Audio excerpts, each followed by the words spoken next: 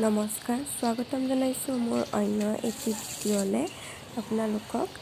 আৰু আজি আমি গণেশ মন্দিৰলৈকে আহিছোঁ।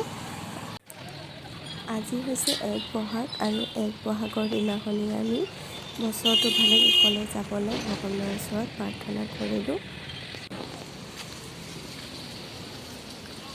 জোতা পিন্ধি আছে। তামাম গৰম, তামাম ৰ'দ।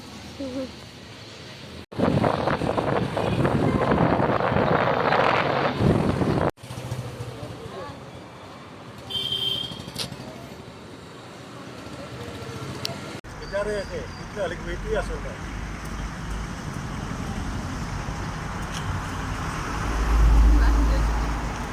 ডাব খাইয়ে চাওঁ মুখখন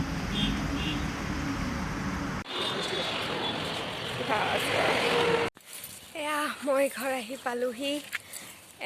ডিউটি গ'ল, হেলমেট পিন্ধি এয়া তালি টোপোলা লৈ পালোহি।